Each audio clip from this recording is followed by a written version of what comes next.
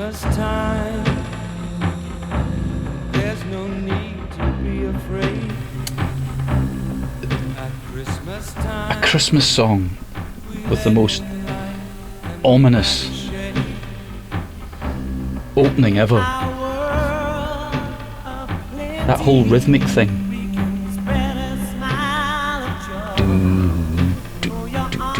It's all my voice, multi-tracked and sampled and slowed down. Boy George and George Michael.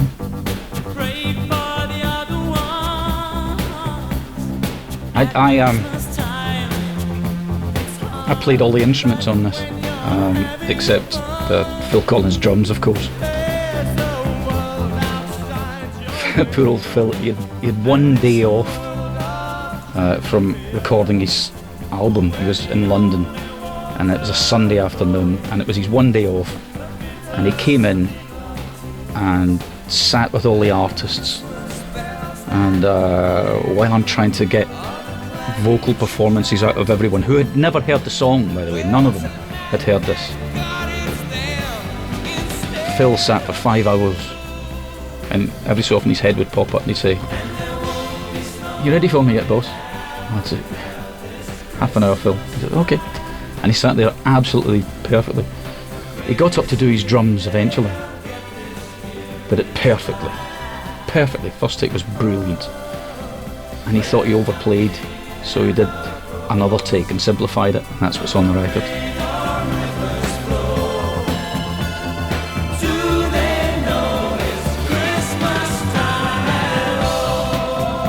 Can you imagine how daunting this was? All these artists all standing here about to perform a song they'd never heard in front of all their contemporaries, all their peers. And the first person up on a Sunday morning at 10 o'clock or whatever it was, I think was Tony Hadley from Spandau Ballet.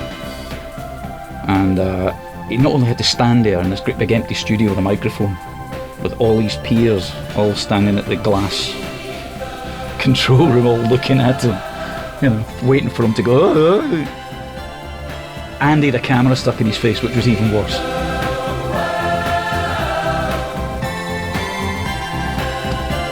We spent 24 hours in the studio recording all the vocals and all the Feed the World bits, Phil's drums, and mixing the record.